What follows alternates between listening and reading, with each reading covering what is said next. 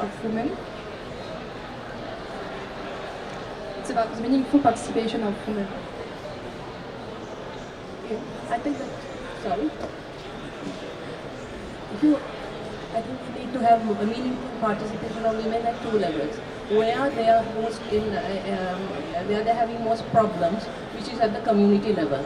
So at the community level, we do have systems which are in, especially in South Asia, which are sometimes based on very old systems, but they are very equitable systems. They give equity because they understand who is working, like for instance labor participation. If you take labor participation, they would say women have to have so many days of work, therefore they should be involved in participation and decision making.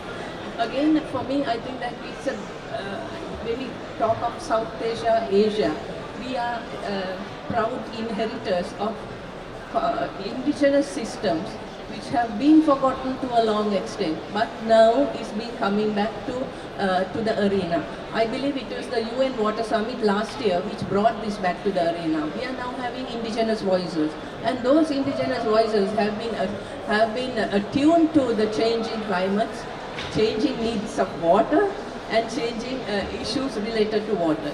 It is the systems which are not changing. It is the systems which are very often superimposed by Western colonialism, which is not changing. And that is what we need to change. Understand the need for change. I believe that is the first thing that we need to do. Understand, it is also for my sisters and brothers from Africa. We had very good systems which were attuned to nature. Now, nature is being damaged, nature is being, I would say, hijacked.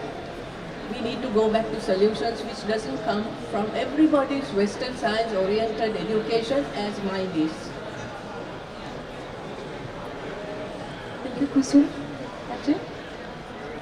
Merci beaucoup. Je pense que le défi est vraiment énorme. Je demande à tous ceux qui sont ici vraiment d'encourager les jeunes filles et encourager aussi l'aspect aussi des garçons, surtout les jeunes, à embrasser ce métier, à les accompagner, surtout les jeunes filles quand à un moment donné on les laisse de côté pour ne pas continuer les études. On a un défi énorme à relever, surtout au Tchad.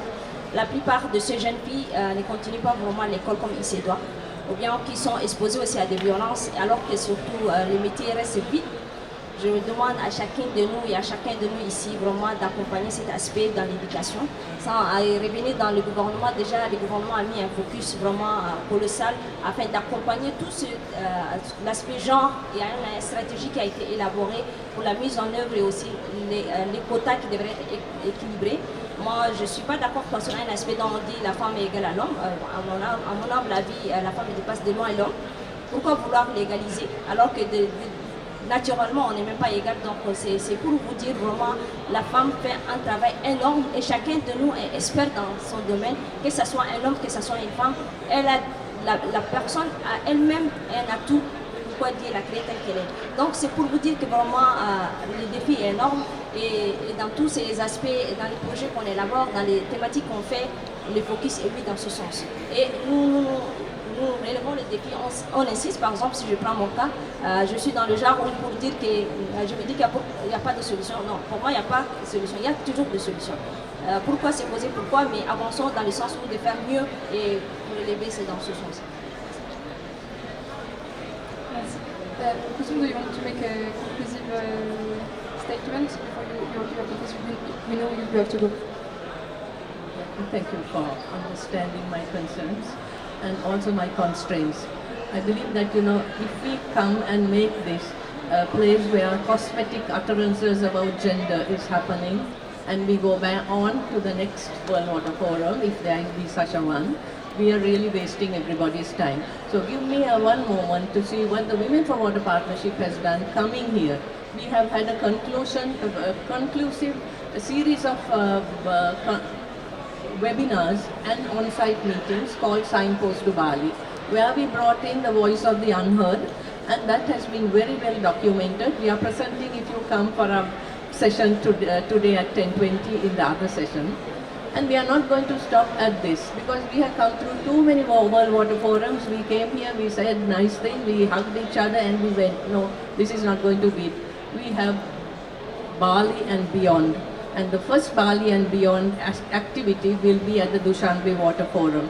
So please, stay the long road with us, because it is a difficult road, but it is a very fruitful road for all our people, our communities, our women and youth. Thank you very much. Thank you so much, Kusum. Juste une dernière question. Pareil, une petite phrase conclusive si vous avez pour parler un peu de l'avenir et de quels impacts ça pourrait avoir la gouvernance inclusive et qu'inclut le genre pour nous, selon vous, au niveau national, régional ou international. L'impact est énorme, du moment que les femmes sont naturellement timides, qui n'aiment pas prendre les paroles et qui n'osent pas aussi à vouloir vraiment s'entraider dans le sens pour dire que bon, je suis une femme. Je pense qu'essayons d'aller dans le sens où d'encourager tous ces genres et tous ces aspects femmes afin de prendre des paroles et dire ce qu'elles pensent et n'est pas seulement se cacher derrière cette carapace qu'elle a comme timidité. Je pense que cet aspect est très important dans ce sens et surtout aussi dans les constitutions et dans les gouvernances. Il y a les textes qui sont là, rien n'est impossible, il faut bien faire son travail et dans le sens où de relever les défis et surtout encourageons les jeunes filles de faire l'ingénierie, l'aspect d'être ingénieur dans le sens vite. Vraiment, je déplore cet aspect. La plupart d'entre nous, j'ai commencé avec 18 femmes dans l'université, je me retrouve avec 5 qui ont fini dans le même domaine que moi en tant qu'ingénieur. Donc c'est pour vous dire que cet aspect est délaissé de côté. Et si on ensemble de faire afin que tout cet aspect soit relevé. Merci beaucoup. Merci beaucoup. Je pense que la question de l'occupation des formations sera abordée par la suite, donc on pourra y revenir.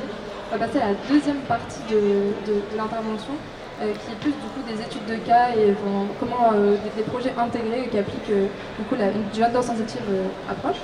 Donc c'est la question que je posais à nos trois speakers, c'est en fait quelles sont selon vous en fait les bonnes pratiques de projets de gestion de l'eau qui tenant en compte de la dimension genre et quels sont les facteurs clés qui ont contribué à leur succès. Sandra, you get the translation? Oh, perfect. On va donner la parole premièrement à Lionel si vous voulez temps. Bonjour à tous, merci beaucoup. Ce que je vous propose peut-être, c'est juste de donner quelques éléments en premier lieu sur le cadre stratégique dans lequel nous intervenons, parce que je pense qu'il est commun à un certain nombre de bailleurs, et donc ça peut être intéressant, généralisable. Et puis ensuite de donner l'exemple d'un projet sur lequel il y a une approche volontariste sur le genre qui est mise en œuvre pour illustrer cette stratégie. Peut-être dire déjà que la prise en compte du genre, finalement quelque chose d'assez récent encore à l'AFD. On n'était pas dans les précurseurs. Il y a déjà une quinzaine d'années, on avait produit un petit peu des documentations là-dessus, en partenariat avec le PSO notamment. Mais en réalité, lorsqu'on présentait des projets à notre conseil d'administration, il n'y avait pas de section sur le genre, quels étaient les impacts sur le genre.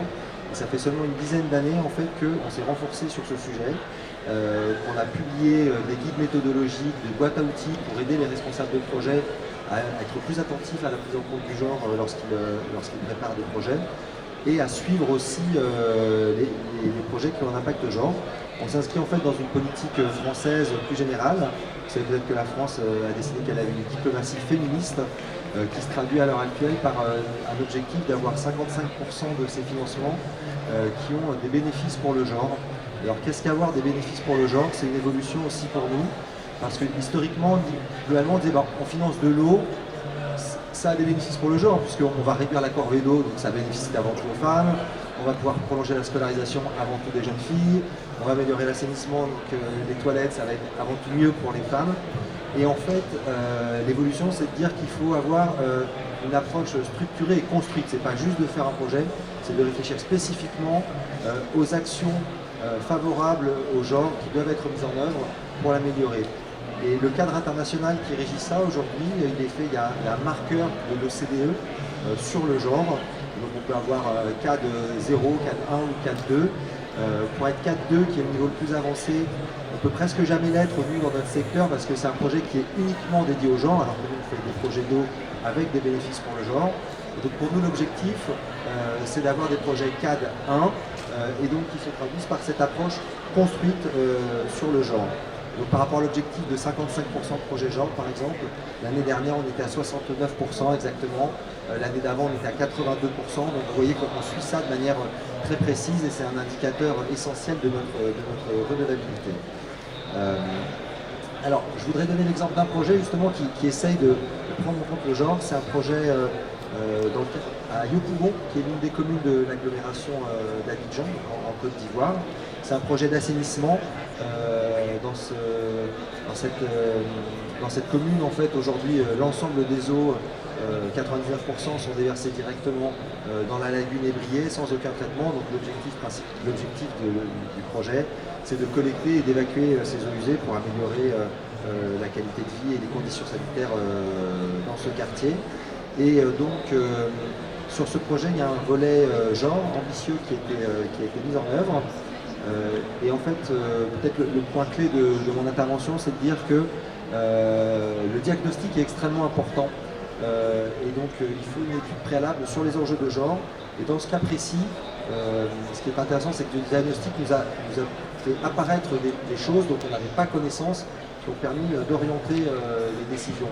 Alors sans trop détailler, mais je regarde mes notes parce qu'il y a quelques chiffres qui sont intéressants. On s'intéresse à différents endroits de vie des femmes. Donc à domicile par exemple, on s'est aperçu qu'il y avait 13% des ménages qui n'avaient pas encore de toilettes à l'intérieur, qui donc allaient à l'extérieur, ce qui posait des problèmes de sécurité et d'intimité bien sûr pour les femmes. Et on s'aperçoit même que dans les enquêtes ménages, c'est la première demande des femmes, c'est d'avoir des toilettes individuelles protégées à leur domicile. Dans les écoles, presque toutes les écoles disposaient de toilettes, 93% exactement. Cependant, 60% d'entre elles n'avaient pas accès à l'eau, 75% pas de savon, pas de papier poubelle. 50% étaient des toilettes mixtes, avec tout ce que ça implique en termes bien sûr de contraintes pour l'intimité, la sécurité, etc. Notamment pendant les périodes de règles. Et donc les impacts en termes d'absentéisme, notamment sur les cours. Sur le lieu de travail aussi, l'enquête a eu lieu. Et 80% des répondantes ont dit qu'elles avaient des toilettes sur leur lieu de travail, mais sans poubelle. Donc à nouveau, en termes d'hygiène menstruelle, ça posait des problèmes importants. Et puis pour finir peut-être sur l'espace public, il y a 193 toilettes publiques et blocs sanitaires. Pour les 3/4, ils sont utilisés par des hommes. 75% des utilisateurs sont des hommes. Pourquoi? Parce que toilettes mal éclairées ou mal situées, gérées par des hommes, pas correctement équipées, pas sécurisées, voilà. C'est bien qu'à nouveau, 14% des femmes qui les utilisent déclarent avoir été l'objet de violences lors de l'utilisation de toilettes publiques, voilà. Et puis 40% des femmes n'avaient jamais entendu parler des bonnes pratiques de santé et d'hygiène menstruelle. Donc là aussi, ça fait paraître un enjeu clé une sorte d'éducation à ces questions d'hygiène, voilà. Et puis un dernier point qu'on a appris à travers ce diagnostic, plus institutionnel, c'est qu'en fait il y a un plan d'action pour le genre en Côte d'Ivoire, comme l'a souligné Haché au Tchad. C'est un beau premier pas, mais sa mise en œuvre elle est très partielle. Et notamment il y a des objectifs d'avoir des femmes présentes dans les ministères. Et en fait sur 30 ministères qui comptent le pays, il n'y en a que 19 qui avaient défini un vrai plan d'action genre. Et donc il fallait accompagner cela, et notamment au ministère de l'assainissement il y avait une cellule genre mais assez faible, et au sein de l'assainissement rural il n'y avait rien. Donc au final, conclusion, on a des infrastructures qui sont souvent conçues, construites par les hommes, qui ne prennent pas suffisamment en compte les femmes, et qui prolongent finalement ces inégalités. Donc ça, le diagnostic, c'est très important. Et puis ensuite vient le plan d'action. Alors je ne vais pas tout détailler, mais il y a un plan d'action au niveau institutionnel déjà pour améliorer la représentation des femmes dans les ministères. Et de mon point de vue, c'est un sujet très important. On essaye de travailler dessus. On travaille beaucoup aussi sur les politiques de ressources humaines des opérateurs. C'est un sujet clé. Je pense que le nombre de recrutements est important. C'est un bon point pour démarrer. Il faut démarrer par ça. Et je crois que dans nos pays, même dans mon organisation, on démarre par ça. C'est pas suffisant. Haché l'a souligné. Il y a aussi les carrières, la progression. Mais je pense qu'avant d'avoir des directrices générales femmes partout, il faut déjà en recruter, qu'il y ait un équilibre dans le nombre, voire une supériorité. Moi j'ai vécu ça dans mon organisation il y a 15 ans, on a fait un effort pour recruter plus de femmes. On disait elles sont jeunes. Bah oui, parce qu'on venait de les recruter, il y a des gens qui restent longtemps. Mais aujourd'hui, ces femmes-là, elles sont directrices, etc. On a atteint un équilibre, pas sur tous les domaines, mais sur la plupart, mais c'est bien sûr un processus qui prend du temps. Voilà. Ensuite, il y avait des actions au sein de la zone de projet. Indépendamment du projet lui-même, dans toute la zone de projet, on essaye d'intervenir avec des installations sanitaires collectives qui répondent correctement aux besoins des femmes, qui viennent corriger les éléments que je disais avant. On a d'ailleurs créé une petite illustration, comme une infographie à l'AFD sur que sont des toilettes sensibles au genre. On pourra partager avec tous les points d'attention qu'on a relevés. Il y a eu des actions de sensibilisation aussi. Il y a eu la mise en place de cases de l'assainissement qui ont été des lieux d'échange qui ont permis aux femmes aussi d'échanger et de faire du partage d'expérience sur cette thématique. Et puis une campagne de branchement qui rentrerait dans la catégorie des branchements sociaux pour nous, mais qui est en fait des branchements dédiés aux ménages dont les femmes sont chefs de ménage. Voilà. Et puis ensuite, il y a des points d'attention bien sûr sur les travaux. Vous savez que les zones de travaux sont classiquement des